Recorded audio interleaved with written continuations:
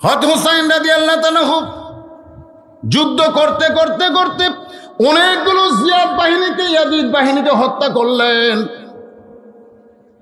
তার দেহের মধ্যে প্রায় 40টার মতন বর্ষার আঘাত, 30টার মতন যখন তীর ঢুকে গেল, এমন সময় তিনি এভাবে আমার দিকে তাকায় দেখেন, এইভাবে তিনি তরবারিটা মাটির উপরে রাখা ওই তরবারির গোড়ার উপরে এরকম কপালটা রাখলেন।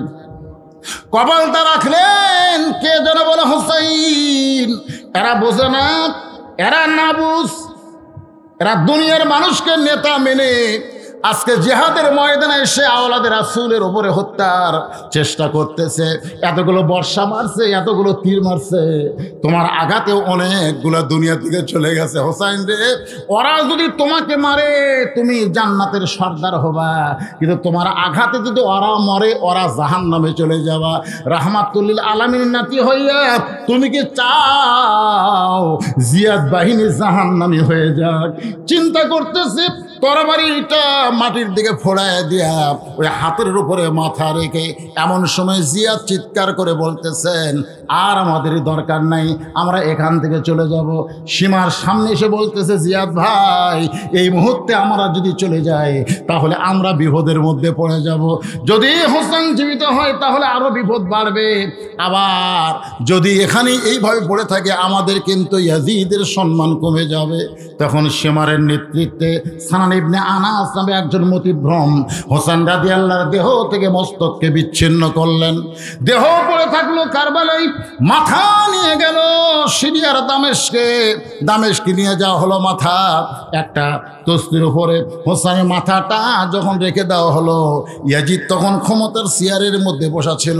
ওই চেয়ারে বসা অবস্থায় কেউ বলেছেন তরবারি, কেউ বলেছেন লাঠি হোসেনের মুখের মধ্যে ঢুকাইয়াতে তিরস্কার করে বলতে লাগলেন, হোসেন শুধু জেদ করলাম, তোমার কাছে আমার লোকেরা গিয়ে বলেছিল তোমার নানা হলো বিশ্ব নবী, তোমার বাবা হলো বিশ্ব আলেম, তোমার মা হলো খাতুনে জান্নাত, তুমি খামাখা গন্ডগোল কেন করবে?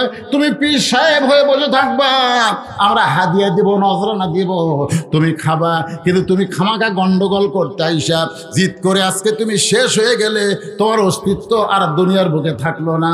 মুখে লাঠি ঢুকাই দিয়ে ইয়াজিদ যখন এমন তিরস্কার কথা বলতেছে, ইয়াজিদের বিবিটা ছিল অত্যন্ত ভালো, জোরে কোন সুবহানাল্লাহ।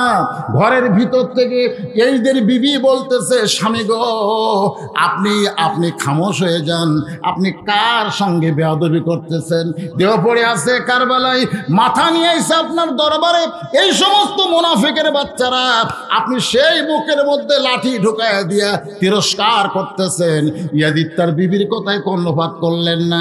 যারা সামনে বসেছিল তারা সবাই হোসেনকে ভালোবাসে, চোখের পানি নিয়ে কাঁদতেছে, কিন্তু ইয়াজিদের সামনে কথা বলতে পারতেছে না। বাংলাদেশের 90% মুসলমান আমাদের কোরআনের পাখিকে ভালোবাসে, কিন্তু কথা বলতে পারতেছে না। যারা বলেন ঠিক কিনা?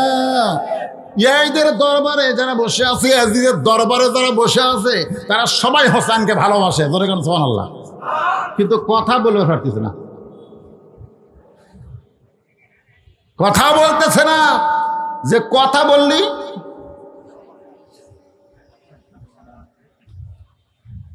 বললি বিপদ, জোরে কথা ঠিক কিনা? আয় রে, মানে ইয়াজিদ বলতেছে তুমি শেষ হয়ে গেলে, জিদ করলে, আজকে তুমি কোথায় আমি কোথায়? তোমার দেহ পড়ে আছে কারবালায়, মাথা আছে আমার দরবারে, আর আমি ক্ষমতার চেয়ারে বসে আছে। ওই খালি জিদ করলে, আমার প্রস্তাব গ্রহণ করলে তুমি বড় পীর হতে।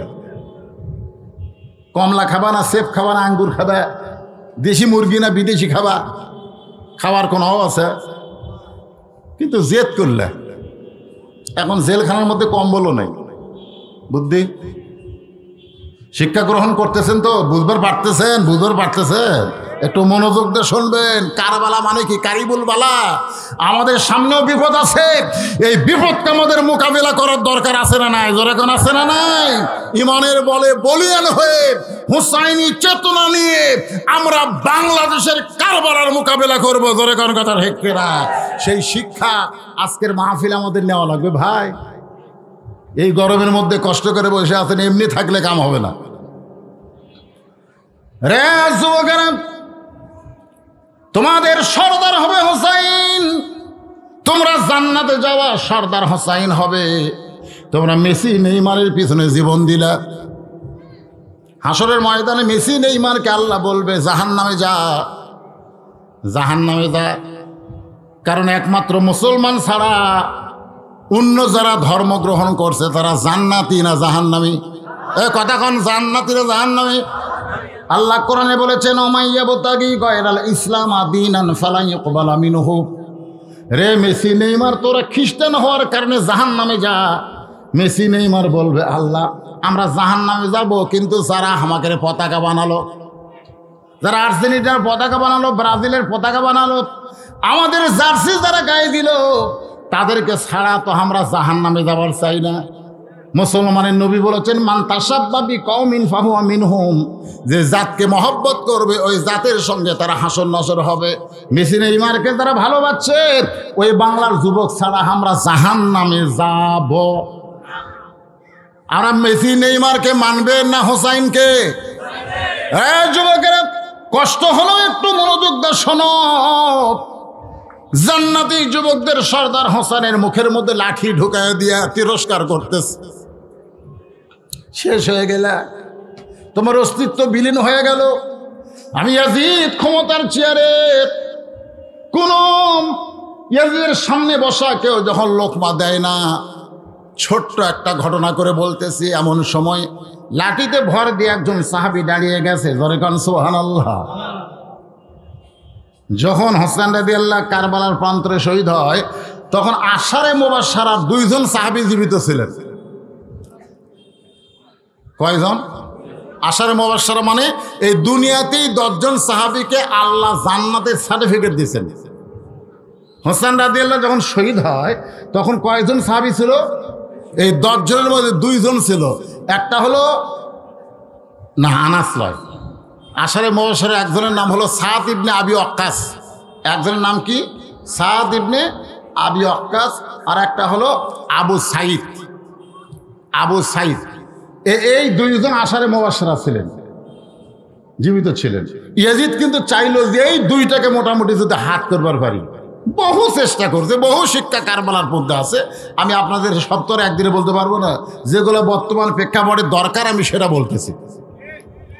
তো লাঠিতে ভর দিয়ে একজন সাহাবী দাঁড়ায় গেছে। এতে আমার এক যুবক বলতেছে, তার নাম হলো আনাস ইবনে মালিক। নাম কি? আল্লাহ রাসূলের 10 বছর খেদমত করছেন একাধারে। কয় বছর? 10 বছর। কি ছিলেন, গোলাম না খাদেম? খাদেম, হ্যাঁ খাদেম বলা যাবে, খাদেম বলা যাবে, কিন্তু গোলাম বলা যাবে না। বাংলাদেশে কেউ যদি নাম রাখে গোলাম রাসূল, তাহলে নাম রাখা হারাম। গোলাম রব্বানি রাখা যাবে, গোলাম রাসূল রাখা যাবে না। রাসূলের কোনো গোলাম ছিল না, রাসূলের খাদেম ছিল। একাধারে কয় বছর? 10 বছর। লাঠির ভর দিয়ে দাঁড়ায় বলতেছে, ইয়াজিদ, ইয়াজিদ, তুমি কার সম্মানে বেয়াদবি করতেছ? তুমি কাকে নিয়ে আজে বাজে কথা বলতেছ? তুমি যার মুখের মধ্যে তরবারি দিয়া লাঠি ঢুকায় তিরস্কার করতেছ, সেই হোসাইনকে তুমি চিনো না? সুবহানাল্লাহ। আজকে এই মাহফিলে যারা বসে আছি ভাইজান, কারবালা থেকে শিক্ষা নিতে গেলে হোসেনকে চেনার দরকার আছে না নাই? আনাস ইবনে মালিক ইয়াজিদকে লক্ষ্য করে বলতেছে, তুমি হোসেনকে চিনো না? যদি চিনতা তাহলে এত বড় বেয়াদবি তুমি করতে পারতা না। যদি চিনতা, যদি চিনবার পারতা, চিনার দরকার আছে না নাই? যখন আছে না নাই? আনাস বললেন, তাহলে শোনো, আল্লাহ নবী ঘরের মধ্যে নামাজের সেজদায়, নবী ঘরের মধ্যে নামাজের সেজদায়, আনাস রাদিয়াল্লাহু নবীর পাশে দাঁড়িয়ে আছে। এমন সময় কুত্তে হোসাইন দৌড়ে এসে ঘরের মধ্যে ঢোকে, নবীর পিঠের উপরে চড়ে বসে বলতে, চল ঘোড়া চল, চল ঘোড়া চল। আল্লাহর নবী সেজদাত আছে। এমন সময় হোসেন পিঠের উপরে চড়ে যখন বলে চল ঘোড়া চল, চল ঘোড়া চল, আনাসের বড় খারাপ লাগলো। নবীর সেজদায় ছোট্ট মানুষ বোঝে না, নবীর সঙ্গে বেয়াদবি করে এই মনে করে আনাস যখন হোসেনকে নবীর পিঠ থেকে না বার চায়, এমন সময় আল্লাহর নবী সেজদারত অবস্থায় বাম হাত ইশারা করলেন, আনাস আবার জায়গা মতো ফেরত আসলেন। নামাজ শেষ করার আগে হোসেন বললেন, যে ঘোড়া চলে না এই ঘোড়ার পিঠে আমি খামাকা বসে থাকবো না। এই কথা বলে ছোট্ট হোসাইন যখন ঘর থেকে বের হয়ে যায়, এমন সময় আল্লাহ নবী সেজদা থেকে মাথা তুললেন। নবীর চোখের দিকে আনাস রাদিয়াল্লাহু তাকায় দেখে দু চোখ দিয়ে দর দর করে পানি পড়তেছে। আনাস নবীর সামনে হাঁটু গেড়ে বসে বললেন, ইয়া রাসূলুল্লাহ, হোসাইন আপনার সঙ্গে এত বড় বেয়াদবি করলো, আপনাকে ঘোড়া বলে চল ঘোড়া করলো। আমি হোসেনকে আপনার পিঠ থেকে নামাবার চাইলাম, কিন্তু আপনি নামাজের মধ্য থেকে আমাকে ইশারা করলেন নামাজ না। ওগো আল্লাহর নবী, এখন চোখে পানি দেখতেছি, কান্নার কারণ কি? রাসূল বলে, আনাস রে, তুমি আমার হোসেনকে পিঠ থেকে নামাবার চাওয়ার আগে আমি নবী তাকে পিঠ থেকে নামাবার চাইছিলাম, কিন্তু নামাজের মালিক আল্লাহ বলতেছে, হাবিব, আমার নামাজ আদায় করতে গিয়ে আমার চিন্তা করে আপনি হোসেনকে পিঠ থেকে নামাবেন না। আপনি যেমন হোসেনকে ভালোবাসেন আমি আল্লাহ তেমন ভালোবাসি। যতক্ষণ আপনার পিঠে হোসেন চড়ে থাকবে আপনি সেজদা থেকে মাথা তুলবেন না। আনাস বলতেছে, এইটা হলো নবীর ঘরের কাহিনী। মসজিদে নবীর মধ্যে নবী নামাজের সেজদায় সুবহানাল্লাহ কন। কোত্থেকে হাসান হোসেন দুই ভাই এসে নবীর পিঠের উপরে চড়ছে। এতদিন চড়তো একজন, আজ চড়ছে কয়জন? নবী নামাজের সেজদায়। সাহেবরা চিন্তায় পড়ে গেল। আল্লাহ নবী বলেছেন, খুব বেশি পারলে 5 বার পড়ো সুবহান রাব্বিয়াল আলা, 3 বার 5 বার, এর বেশি পড়া যাবে না। কিন্তু সেজদার মধ্যে আর তো সুবহান রাব্বিয়াল আলাও পড়া যায় না। সেজদা থেকে নবীও মাথা তোলে না। নবী মাথা না তুললে সাহেবরা কেমনে তুলবে? মাতাকুমুর রাসূলু ফাখুযুহু ওয়া মা নাহাকুম আনহু ফান্তাহু। আল্লাহ বলে দিয়েছেন নবী যা করবে সেটাই তোমাদের দলিল। জোরে কান সুবহানাল্লাহ। নামাজের সেজদা লম্বা হয়ে গেল। একসময় হাসান হোসেন যখন নানার পিঠ থেকে নেমে চলে যায়, নবী আমার সেজদা থেকে মাথা তুললেন।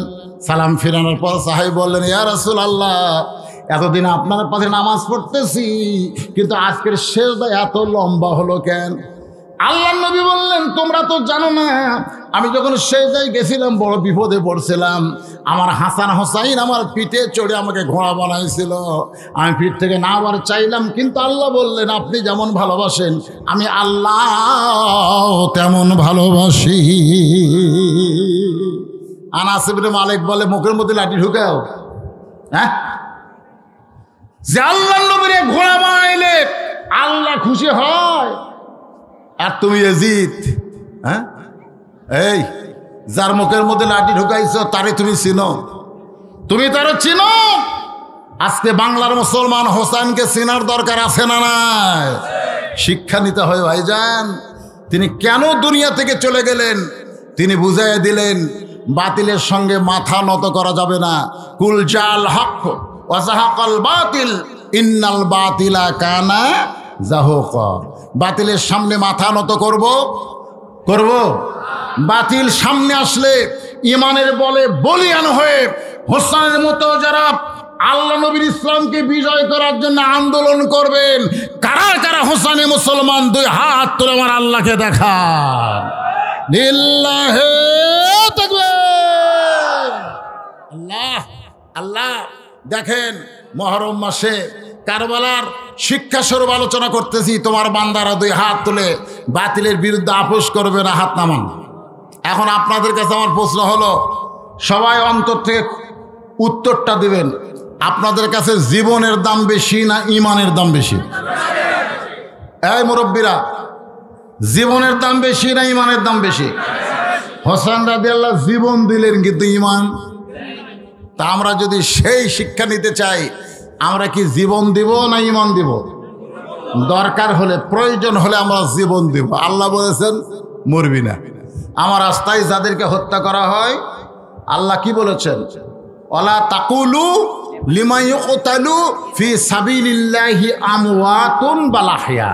সুবহানাল্লাহ বলেন, আমার রাস্তায় যাদেরকে হত্যা করা হয় তোমরা তাদেরকে মৃত্যু বলো না, আমি আল্লাহ বলতেছি তারা জীবিত। আল্লাহ বলতেছে কি? তারা জীবিত। একটু খেয়াল করবেন। এমন সময় হযরত আলী আমরের তরবারিকে তক্তা হিসেবে দেখে। কে দেখায়? জোরে বলেন, কে দেখায়? তক্তা হিসেবে দেখতেছে। 3.5 ওজনের তরবারি তক্তা। এখন তরবারি যদি তক্তা দেখে, আপনারা বলেন তো তার সাহস বাড়ে না কমে? যখন ইব্রাহিম আলাইহিস সালামকে চড়কের উপরে বসে রাখছেন, বারবার নমরুদ বলতে তাকায়, দেখ ইব্রাহিম, আমি তোর জন্য আগুন জ্বালায় রাখছি, খালি চড়কে টান দিবি, তুই পড়বি আর আগুনে পুড়ে মরবি। আল্লাহ কয়, ইব্রাহিম, নমরুদ তোমাকে বারবার আগুন দেখায়, আমি আল্লাহ একবার তোমাকে দেখাবো, তুমি তাকায় দেখো। আল্লাহর হুকুমে ওদের জাতির পিতা তাকায় দেখে, কুল্লা ইয়া নারু কুনি বারদাও ওয়া সালামান আলা ইব্রাহিম। আগুনের চুলা নয়, আগুনের চুলা জান্নাতের সবুজ রঙের একটা বাগান। আপনারা বলেন তো, আগুনের চুলাকে যদি জান্নাতের বাগান দেখতে পায়, তাহলে সেখানে পড়তে তার কোনো আপত্তি থাকে? বারবার ফেরাউন বলেন, মুসারে কোন দিক দিয়ে বলাবি? খুব তো দৌড়াদৌড়ি করলি, 3 দিকে আমরা অস্ত্র নিয়ে দাঁড়িয়ে আছি, তোর তো পালানোর কোনো রাস্তা নাই। মুসা নবী দেখতেছে একটাই রাস্তা, সেটা হলো সাগর। 3 দিকে হলো ফেরাউনের সৈন্যরা লাঠি নিয়ে দাঁড়ায় আছে, কিন্তু যে দিক দিয়ে যাবো সাগর। আল্লাহ কয়, মুসা রে, সাগরের দিকে একবার তাকাও, একবার তাকাও। ফেরাউন সাগর দেখতে পারে, এই কারণে তোমাকে তাচ্ছিল্য করতে যে কোন দিক দিয়ে পালাবা, তুমি একটাবার তাকাও। মুসা নবী তাকায় দেখে সাগর নাই, 12 লাইন আল্লাহ রাস্তা বানায় দিছে। আমাদের দেশের সরকার 4 লাইন, 6 লাইন, 8 লাইন বানাইতেছে, আর আল্লাহ তাআলা সাগরকে 12 লাইন রাস্তা বানায় দিছে। ধরে কেন সুবহানাল্লাহ। আমর যখন 3.5 তরবারি আলীকে হত্যা করার জন্য মারতেছে, এমন সময় হযরত আলী তাকায় দেখে ওইটা তরবারি না, ওইটা আল্লাহ কাঠের তক্তা বানায় দিছে। ওই 27 ইঞ্চি তরবারি নিয়ে এক লাফে আমরের তরবারির উপরে উঠলেন, কাঠের তক্তার উপরে লাফ দিয়ে উঠলেন। লাফ দিয়ে ওঠার পরে ওই 27 ইঞ্চি তরবারি, আমরের ঘাড়ও হচ্ছে 27 ইঞ্চি। ধরে কোন কয় ইঞ্চি? ঘাড়ও 27, তরবারির 27, খাপের খাপ মমতাজের বাপ, একেবারে মিলে গেছে। যেই মাত্র তরবারি ঘাড়ে, সঙ্গে সঙ্গে দেহ থেকে মস্তক যখন বিচ্ছিন্ন হয়ে যায়, হাজার হাজার কাফের মারছে দৌড়। সমস্ত কাফের যখন দৌড়ায়, এমন সময় আল্লাহর নবী বলে, আলী খবর কি? আলী দৌড়ে এসে তরবারি নবীর পায়ের সামনে জমাত বলে, রাসূলুল্লাহ, ওই আল্লাহর শপথ করে বলতেছি, আমি কিন্তু আমরকে মারি নাই, আমি কিন্তু আমরকে মারি নাই। আল্লাহ নবী বলে, আলী জবান বন্ধ করো, জবান বন্ধ করো। ওই যে হযরত আলী জবান বন্ধ করলেন। আল্লাহ রাসূল বললেন, আলী রে, এই কথা আর কারো কাছে বলো না, তুমি মারো নাই এই কথা তুমি জানো, আমিও রাসূল জানি, কিন্তু এই কথা কাউরে বলো না। গোটা পৃথিবী সই প্রচার হয়ে গেল, মহাবীর আমরকে ছোট্ট বাচ্চা আলী হত্যা করেছে, কিন্তু আলী কিন্তু বলেছে আমি মারি নাই, আমি খালি তরবারি ঠেকাইছি, আমি খালি ঠেকাইছি। আর সঙ্গে সঙ্গে 2 টুকরা হয়ে গেল। রাসূল বললেন, জবান বন্ধ করো। নবীর কথা মতো হযরত আলী জবানকে বন্ধ রাখলেন, আর কারো কাছে বলেন নাই। কিন্তু তাবুকের যুদ্ধে ওই কামুজ দুর্গের দরজা হ্যাঁচকা টান মারছে, যেই দরজা খুলতে কয়েকজন যুবক লাগে, সেই দরজা হ্যাঁচকা টান দিয়ে বাম হাতে ঢাল বানাইছে। কাফের বেঈমানে চিন্তা করলো, এত ওজনের একটা দরজা, যেই মানুষটা হাতে ঢাল বানাবার পারে, তো সাধারণ মানুষ না। সমস্ত কাফের ভয় যখন দৌড় দেয়, হঠাৎই ওই ঢালখানা ফেলে দেয়, 180 গজ দূরে কাগজের মতন উড়ে গিয়ে পড়ে। মুসলমান সাহাবীরা নবীর কাছে এসে বলে, ইয়া রাসূলুল্লাহ, আজকের যুদ্ধে আমরা বিজয় হয়েছি হযরত আলীর কারণে, আজকের যুদ্ধে আমরা বিজয় হয়েছি হযরত আলীর কারণে। যারা প্রকৃত মুসলমান হবে, তারা কারো কারণে যুদ্ধে বিজয় হবে এটা বিশ্বাস করবে না, মুসলমানকে বিশ্বাস করা লাগবে। ইযা জাআ নাসরুল্লাহি ওয়াল ফাতহু ওয়া রাআইতান নাসা ইয়াদখুলুনা ফি দীনিল্লাহি আফওয়াজা ফাসাব্বিহ বিহামদি রাব্বিকা ওয়াস্তাগফির ইন্নাহু কানা তাওয়াবা। যারা প্রকৃত মুসলমান হবে তারা কোনোদিন বলবে না ভারত আমাদেরকে সহযোগিতা করেছে। ভারত যদি সহযোগিতা না করতো আমরা 16ই ডিসেম্বর বিজয় অর্জন করতে পারবো না। এটা মুসলমানের কথা না। হয়তো আলীও কিন্তু একটু মনোযোগ দিয়ে কথাগুলো শুনবেন। সমস্ত সাহাবারা বলতেছে রাসূলুল্লাহ আজকে আমরা তাবুকের দুর্য দর করেছি, মুসলমানের বিজয় হয়েছে আলীর কারণে। রাসূল বললেন কেমনে কি? বলে কানুজ দুর্গের দরজায় হ্যাঁচকা টান মারছে আর দরজা খুলে হাতের ঢাল হয়ে গেছে।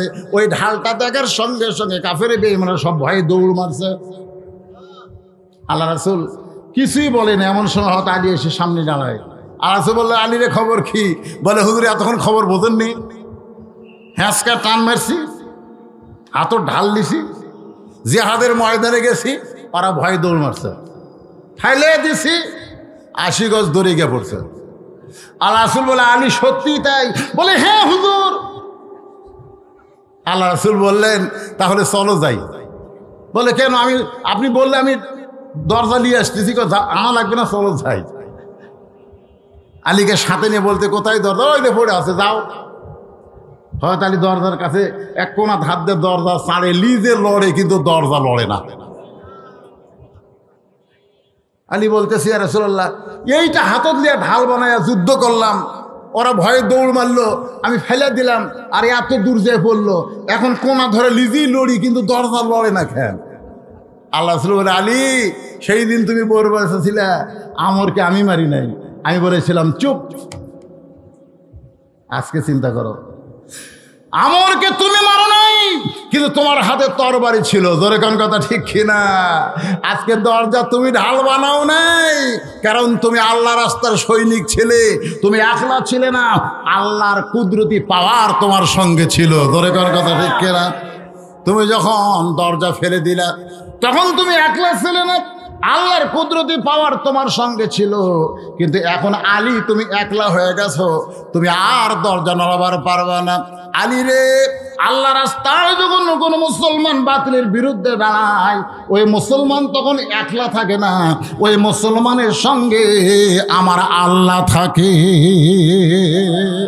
আপনারা বলেন তো হোসাইন রাদিয়াল্লাহর সঙ্গে আল্লাহ ছিল কি ছিল না? কিন্তু তারপরেও তিনি দুনিয়া থেকে শহীদ হয়ে আমাদেরকে বুঝাই দিলেন দরকার হলে, প্রয়োজন হলে আমরা হকের পক্ষে শহীদ হব, তবে বাতিলের সঙ্গে আমরা আপোষ করব। কারা কারা বাতিলের সঙ্গে আপোষ করব না? আর একবার হাত তুলে একটু আল্লাহকে দেখাবো। এই সবাই টান টান করে তোলেন, হাত নামান, হাত নামান। গরমের দিন আমি বাতাস পাচ্ছি, সরাসরি ফ্যান আমাকে, তাও ঘামতেছি। আমি জানি এই টাইমে আসলে মাহফিল করা খুবই কষ্ট, তবে আলোচনা করা যাবে। ঘড়ি ধরে 10, 20, 50 মিনিট কথা বলা যাবে। তো ভাইজান, এই যে দুই হাত তুলে দুইবার আমরা দেখালাম বাতিলের সঙ্গে আপোষ করব না। আল্লাহ কোরআনে বলেছেন, কোরআন আল্লাহ বলেছেন আমওয়ালুকুম ওয়া আওলাদুকুম ফিতনাহ, নিশ্চয়ই তোমাদের সম্পদ এবং সন্তান হলো ফিতনা। অন্য জায়গায় আল্লাহ বলেছেন জিহাদের ময়দানে যদি যাবার চাও আগে তোমাদের মাল দাও, আমওয়ালুকুম আনফুসিকুম, আগে তোমাদের সম্পদ তারপরে তোমাদের জীবন।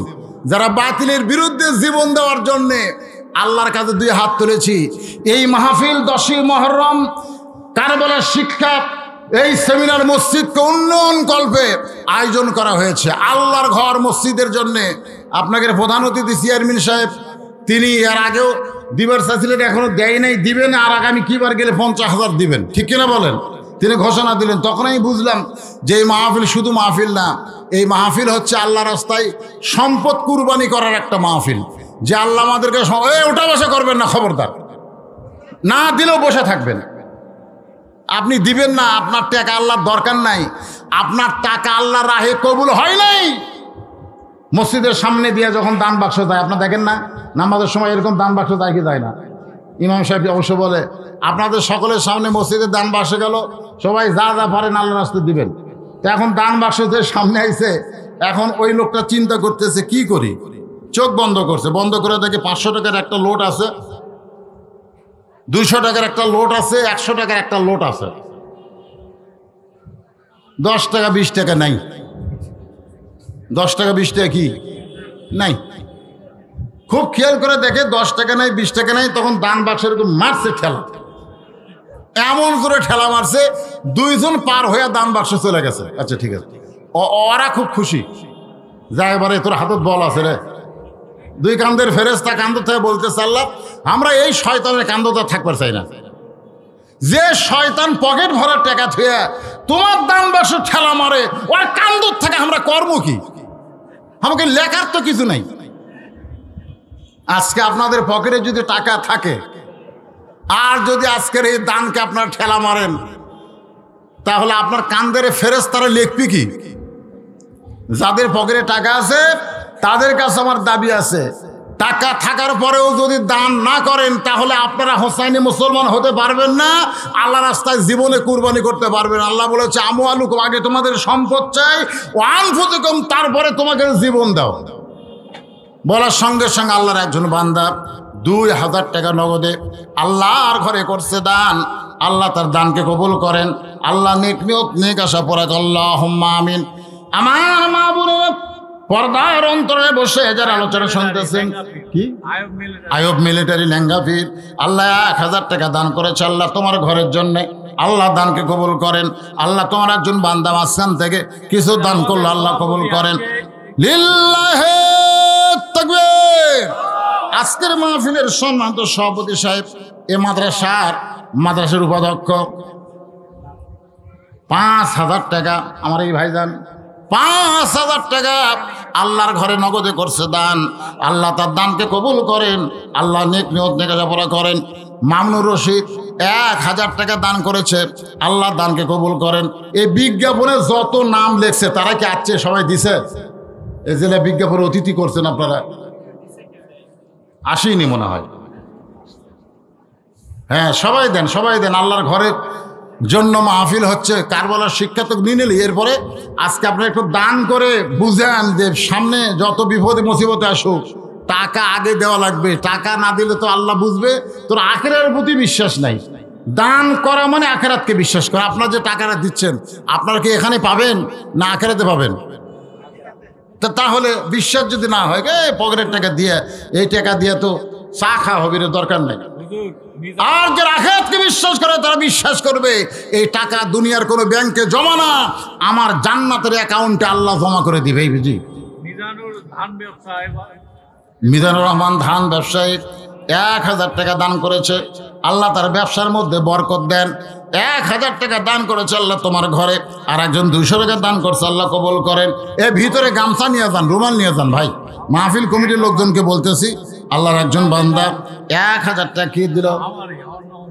মিজানুর রহমান, রসেমিরের দোকান মিজানুর রহমান 1000 টাকা দান করেছে।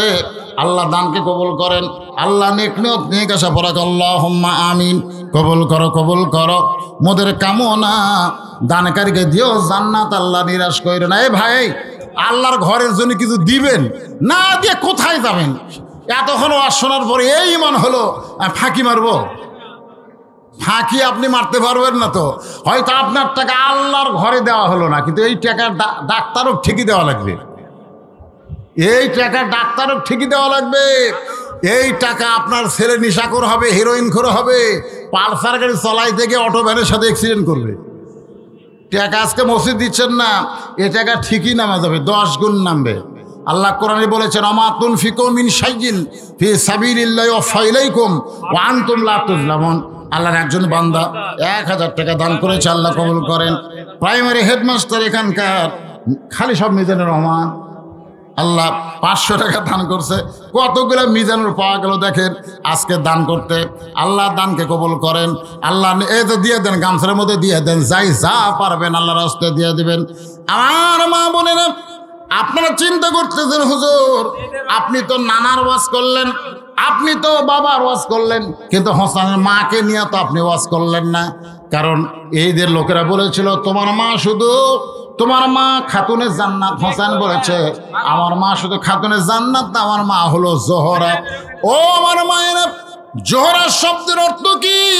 যেই জোহরা ফাতেমার নামের পিছনে লাগানো হয়েছে। মায়েরা যারা পর্দার অন্তর আছেন গো মা, একটু মনোযোগ দিয়ে কথাগুলো শুনবেন। জোহরা জান্নাতি, নারীদের নেত্রী হবে ফাতেমা। গভীর রাত্রে দুনিয়া থেকে বিদায় হয়ে গেছে। গভীর রাত্রে দুনিয়া থেকে বিদায় হলো, গভীর রাত্রে তাকে কবর দেওয়া হলো। লিল্লাহে তাকবীর।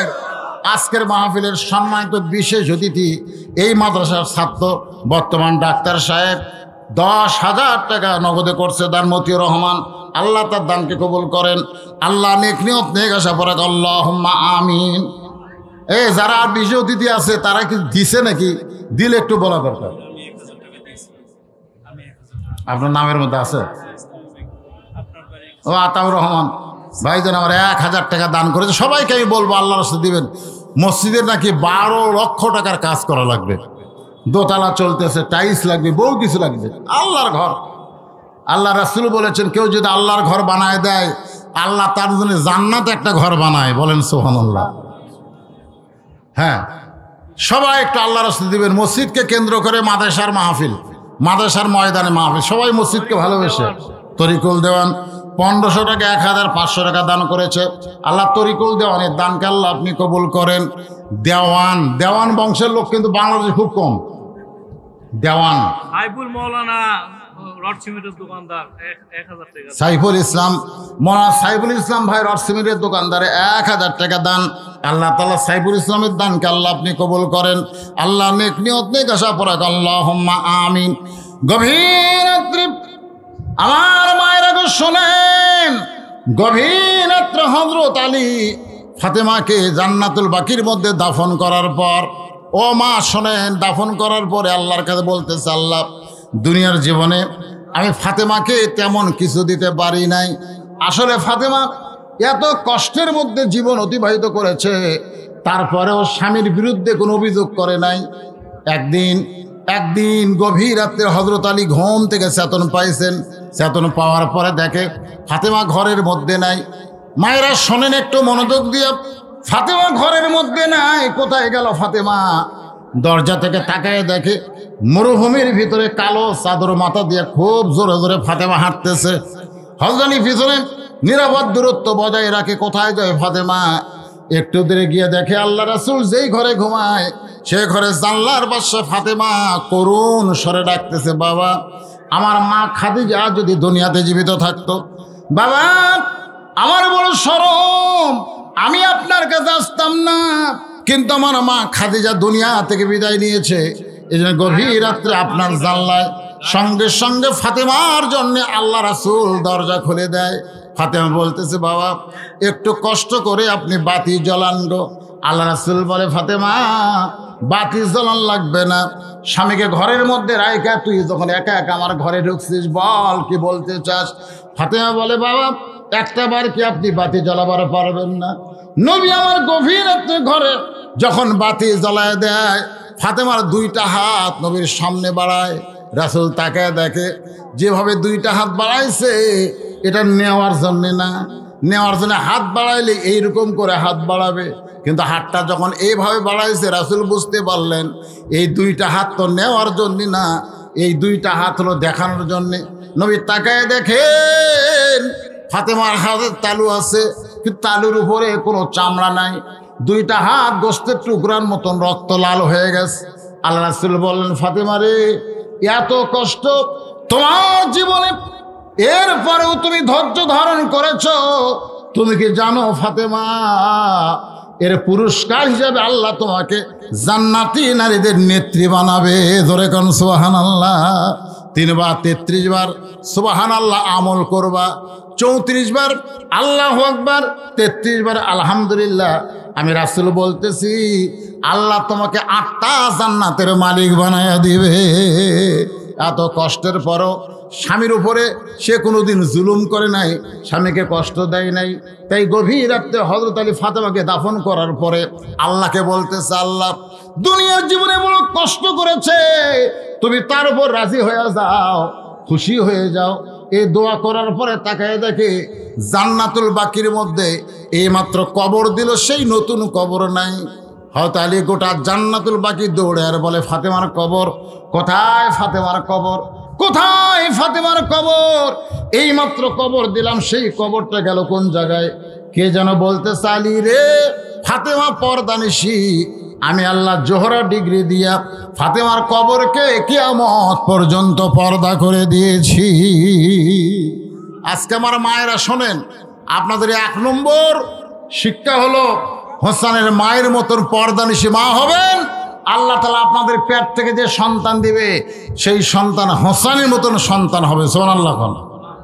এখানে শেষে একটা শিক্ষা স্বরূপ দীক্ষা দিয়ে আমি আমার আলোচনা শেষ করব। সেই শিক্ষাটা হলো আপনাদের কাছে আমার জানতে চাওয়া, ইয়াজিদ যার এখানে দুইজনের নাম বারবার উচ্চারণ হয়েছে, একটা হলো হোসাইন আর একটা কি কথা কয় না, একটা হোসাইন আর একটা কি, দুইজনই তো মুসলমান। ইয়াজিদের বাপের নাম কি? মাবিয়া। তোর এখন হোসাইন রাদিয়াল্লাহর বাপের নাম কি? হযরত আলী। আচ্ছা, ইয়াজিদের মায়ের নাম কি?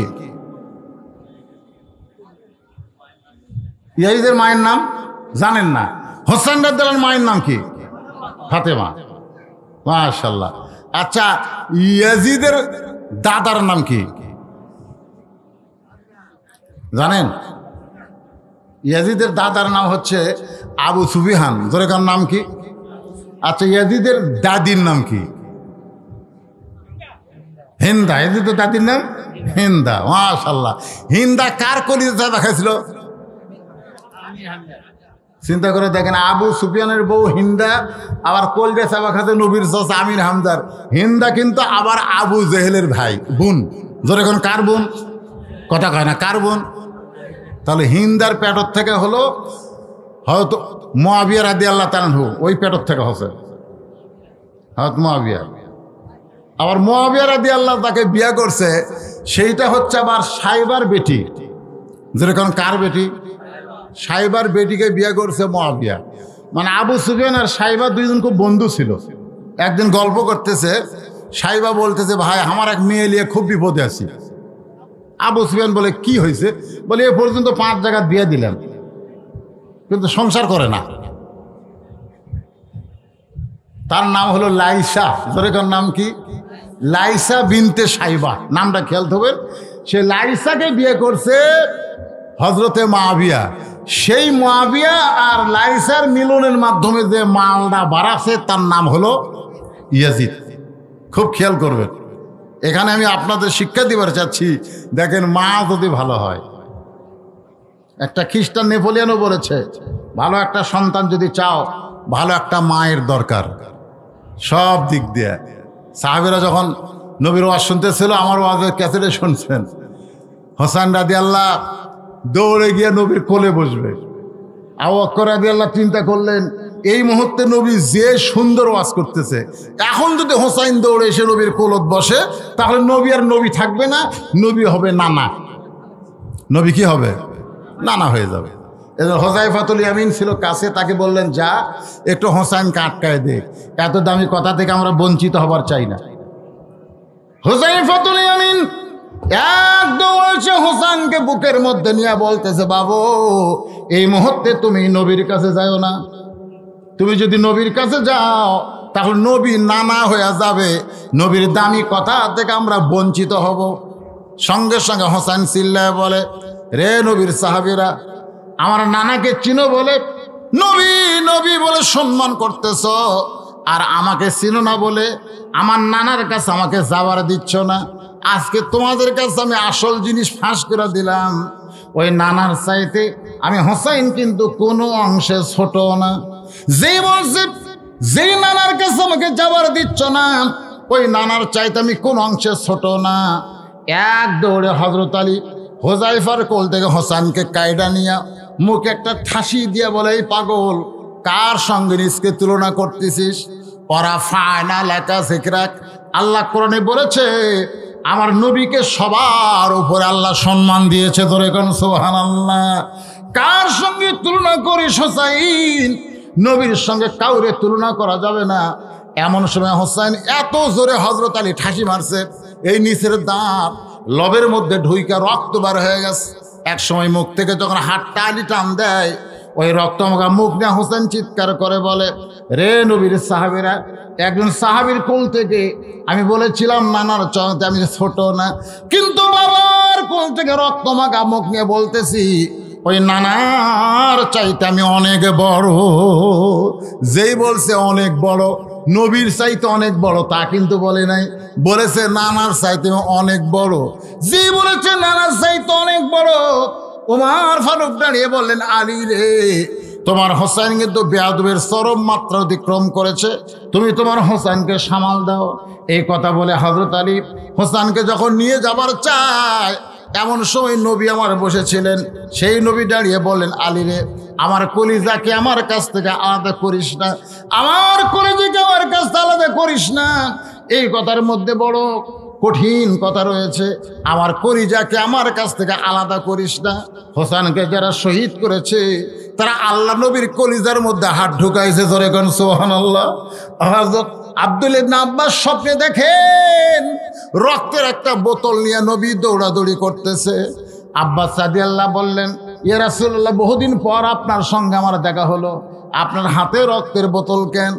আল্লাহ নবী বললেন, আমার হোসেনের রক্ত এই বোতলের ভিতরে।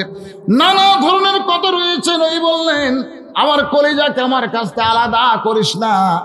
আলী হোসেনকে সাইডা দিলে এক দৌড়ে নবীর কাছে যায়, যা বলতেছে, না না, আমার উপরে তুমি মন খারাপ করেছো। আল্লাহ রাসূল বলে, এই কথা ঘরের মধ্যে একলাই যদি আমাকে বলতি, নানার চাইতে কোনো অংশে ছোট না, আমি কিছুই মনে করতাম না। এই কথা ঘরের মধ্যে যদি বলতি, নানার চাইতে অনেক বড়, আমি কিছুই মনে করতাম না।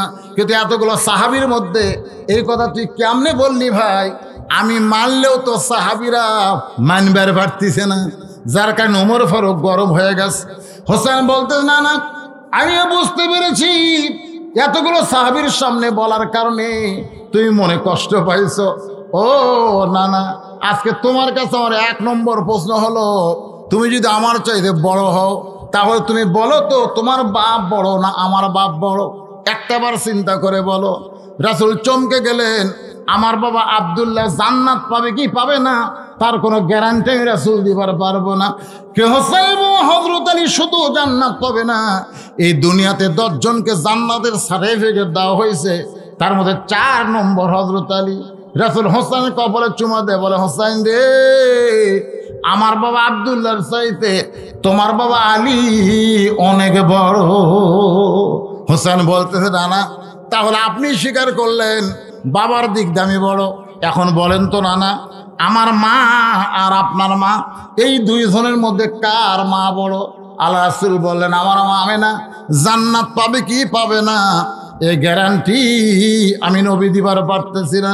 কিন্তু হোসেন মা ফাতেমা শুধু জান্নাত হবে না, জান্নাতি নারীদের নেত্রী হবে।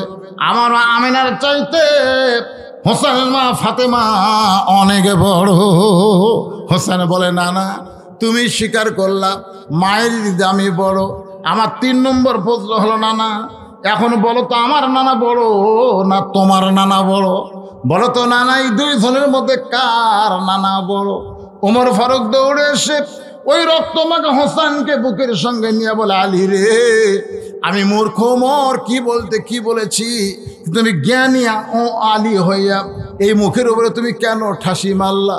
হোসেন রে, তোমার নানার নানা ওয়াহাব জুহরিকে দুনিয়ার কেউ চিনবে না, কিন্তু হোসেনের নানাকে স্বয়ং আল্লাহ করেছেন ঘোষণা, ওয়া ইন্নাকা লাআলা খুলুকিন আযীম। হোসেন বলে, নানা গো, তোমার সাহাবীদের সামনে এখন বলো, নানার দিক দিয়ে যদি আমি বড় হই, বাপের দিক দিয়ে যদি আমি বড় হই, মায়ের দিক দিয়ে যদি আমি বড় হই, তাহলে কোন দিক দিয়ে তুমি আমার চাইতে বড়? আনাস ইবনে মালিক বলে, ইয়াজিদ, কার মুখে লাঠি ঢুকায় দেশ, কাকে তুই তিরস্কার করিস? তুই হোসেনকে চিনিস না ইয়াজিদ, একদিন তুই ধ্বংস হয়ে যাবি, তোর অস্তিত্ব থাকবে না। কিন্তু যে হোসেনকে তিরস্কার করলি, দুনিয়া থেকে তাকে বিদায় করে দিবার পারলি, কিন্তু মুসলমানের ভালোবাসা থেকে, কলিজা থেকে তাকে কোনোদিন বিদায় করতে পারবি না। সল্লাকাল। আনাস রাদিয়াল্লাহু যে কথা বলেছে, কথার মধ্যে শিক্ষা আছে না নাই? জোরে কার আছে না নাই? আজকে ক্ষমতার সিয়ের ভয়ে ভালো মানুষগুলোকে হত্যা করে তুমি মনে করতেছ তুমি বিরাট কিছু হয়ে গেছো। ক্ষমতা যখন থাকবে না, দুনিয়া থেকে যখন বিদায় নিবে, তখন মানুষ ঘৃণ্য ভরে ইয়াজিদকে যেমন ঘৃণা করেছে, কিয়ামত পর্যন্ত যারা ইয়াজিদের ভূমিকা পালন করবে তাদেরকেও মানুষ একই ঘৃণা করবে। আর হকের পক্ষে যাদেরকে হত্যা করা হবে, জেল জুলুম ফাঁসি দেওয়া হবে, তাদেরকে মানুষ কলিজার মধ্যে জায়গা দিবে, হোসানের মতন কিয়ামত পর্যন্ত ভালোবাসবে। ধরে কোন কথা ঠিক কিনা? আবু হানিফা রহমতুল্লাহ আলাইহির নাম সবার জানা আছে, কিন্তু যিনি তাকে জেলখানায় হত্যা করেছে সে আবুল মনসুরের নাম কে জানে? আবুল মনসুরের নাম কেউ জানে? আব্বাসে খলিফা আবুল মনসুরের নাম কেউ জানে না, কিন্তু আবু হানিফার নাম সবার জানা আছে না? না জোরে কর, কথা কন না কেন? বাতিলের সঙ্গে লড়াই করে জেলখানার ভিতরে নিজের জীবন দিয়ে প্রমাণ করে দিয়েছেন যারা হোসানে মুসলমান হবে তারা জীবন দিতে পারবে কিন্তু আপোষ করতে পারবে। আল্লাহ তাআলা এই শিক্ষা আমাদেরকে সকলকে কবুল করার, গ্রহণ করার তৌফিক দান করুক। সকলে বলে আমিন। ইস্তিগফার পর আস্তাগফিরুল্লাহ রব্বি মিন কুল্লি জামবি ওয়া তুবু ইলাইহি লা হাওলা ওয়ালা কুওয়াতা ইল্লা বিল্লাহিল আলিয়্যিল আযীম। আল্লাহ, এ ভাই সবাই বসেন, বসেন, এখনো ওঠেন না, আপনি 5 মিনিট পরে যাবেন, কিন্তু আল্লাহ হয়তো নিরাপদে আপনাকে পৌঁছাই দিবে। সুবহানাল্লাহ। আপনি 10 মিনিট আগে যাওয়ার জন্য লাফ দিয়ে উঠলেন, কিন্তু বাড়ির যাওয়ার আগে হয়তো আল্লাহ হাসপাতালেও নিয়ে যাওয়ার পারবে। আল্লাহ পারে কি পারে না? অনেক মানুষকে ধরপড় করতে গিয়ে অ্যাক্সিডেন্ট করে পড়ে, জিজ্ঞাসা করা হলো, কে রে তুই তো ভালোই মোটর সাইকেল চালাস রে, তুই তুই তুই ভর ঢটের সাথে বেঁধে দিলি কেন? ভাই এই যে ধরপড়, খালি ধরপড় ধরপড়, খালি ছটফট করা, এই এতক্ষণ আসলে আরে টাকা তোলার সময় তো গেছি, যে কয়টা আছে এগুলো তো হলো টাটকা ভালো মুসলমান, জোরে কেন সুবহানাল্লাহ, তাজা মুসলমান। এখন এই যে মোনাজাত হবে, কত বড় ঐতিহাসিক একটা পুরানা মাহফিল। আমি শুনলাম আগামী 28 সালে 2028 সালে এই মাদ্রাসার বয়স 100 বছর হবে। 100 বছর, 100 বছরে ন্যাঙ্গাফির ফাজিল মাদ্রাসার বয়স হবে। কি মনে করতেছেন কত আল্লাহর ওলি এই ময়দানে পদাচারণা করেছে? জোরে কোন কথা ঠিক কিনা? এই মাদ্রাসা যিনি ভিত দিচ্ছেন তিনি যে কত বড় আল্লাহর ওলি ছিলেন আমার দাদা বাপের মুখে শুনেছি। বসিরহাটের মাওলানা আল্লামা রুহুল আমিন রহমতুল্লাহ আলাইহি মাদ্রাসার ভিত দিচ্ছেন। আল্লাহর ওলিদের পদাচারণা এই মাদ্রাসায়। আর একটা মহরমের তাৎপর্য নিয়ে আলোচনা হলো, কারবালার শিক্ষা নিয়ে আলোচনা হলো, একটা আমরা মোনাজাত করব, এর জন্য আবার ধরপড় করেন কেন? আল্লাহ কবুল করতে পারে কি পারে না? সকলে ইস্তিগফার করুন। আস্তাগফিরুল্লাহ রব্বি মিন কুল্লি জামবি ওয়া তুবু ইলাইহি লা হাওলা ওয়ালা কুওয়াতা ইল্লা বিল্লাহিল আলিয়্যিল আযীম। আল্লাহুম্মা সাল্লি আলা সাইয়্যিদিনা মাওলানা মুহাম্মদ ওয়া আলা আলিহি ওয়া আসহাবিহি ওয়া বারাক সাল্লিম। জাযাকাল্লাহু আন্না মুহাম্মাদাম মা হুয়া আহলুহু। মুনাফ করে দিলাম। আল্লাহুম্মা আমিন। আয় আল্লাহ তাআলা, কঠিন গরমের ভিতরে মাবুদ আরামের ফ্যান, আরামের বিছানা বাদ দিয়া তোমার বান্দারা চটের উপরে বসে বসে রাত 12:15 বেজে গেছে, এই যে দীর্ঘ সময় পর্যন্ত আজকে মুহররম মাস, কারবালার তাৎপর্য শিক্ষা নিয়ে আলোচনা। মাবুদ হোসানে মুসলমানের স্বীকৃতি দেওয়া তোমার বান্দাদেরকে নিয়ে 2খানা হাত তোমার রহমতের দরজায় ফকির হয়ে উঠাইয়া দিছে। আল্লাহ মেহেরবানি করে আজকের মাহফিল আমাদের সকলের হেদায়েতের জন্যে, নাজাতের জন্যে, জান্নাতের জন্যে কবুল করে নাও। এই মাহফিলের শুরু থেকে শেষ পর্যন্ত যত আলোচনা হয়েছে আল্লাহ, যদি ত্রুটি হয়, ভুল হয়, মাফ করো। যে হাদিয়া মঞ্জুর করো সোনার মদিনায় নৈফাকে রওজা মোবারকে আল্লাহ কবুল করে নাও। তামাম আম্বিয়াই কেরাম, আসহাবে কেরাম, তাবিনী কেরাম, তাবা তাবিনী কেরাম, তামাম পৃথিবীর মাটির নিচে যত মুমিন মুমিনা আছে আল্লাহ সকলের কবরকে জান্নাতের টুকরা কবুল করে নাও।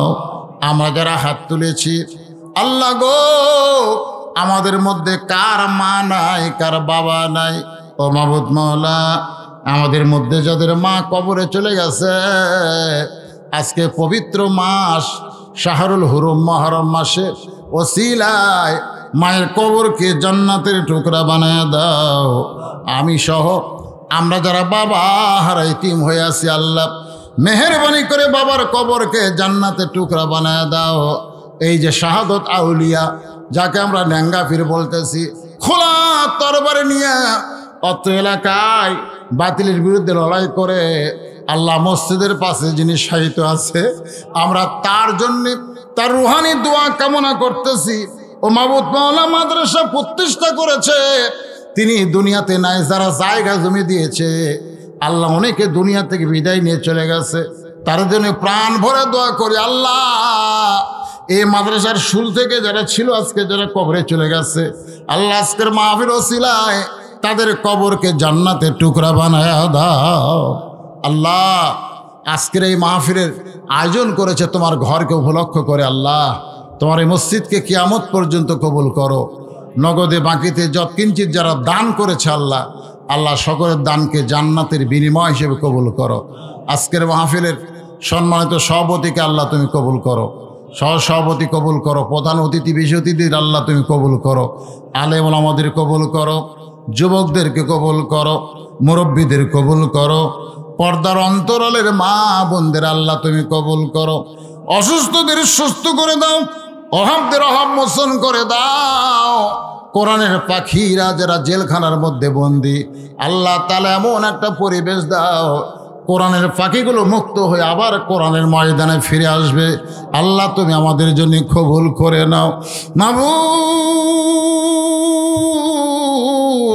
কত মানুষের জানাজার নামাজ পড়লাম, এই দুই হাত দিয়ে কত কবরে মাটি দিলাম। একদিন আমরা সবাই মরে যাব, যেদিন আমাদের মৃত্যু হবে, দিনটা যেন জুমার দিন হয়, মাসটা যেন রমজান মাস হয়। ইমানের সাথে ইজ্জতের সাথে আমাদের সবাইকে বাতিলের বিরুদ্ধে লড়াই করে হকের পক্ষে হোসাইনি মুসলমান হিসাবে কারবালার শিক্ষা আমাদের জীবনের জন্য কবুল করে নাও। সুবহান রাব্বিকা রব্বিল ইজ্জাতি আম্মা ইয়াসিফুন ওয়া সালামুন আলাল মুরসালিন ওয়ালহামদুলিল্লাহি রব্বিল আলামিন। ওয়াজাল আখিরাতি কালিমাতুন ইনদাল মাউত লা ইলাহা ইল্লাল্লাহু মুহাম্মাদুর রাসূলুল্লাহ সাল্লাল্লাহু আলাইহি ওয়াসাল্লাম।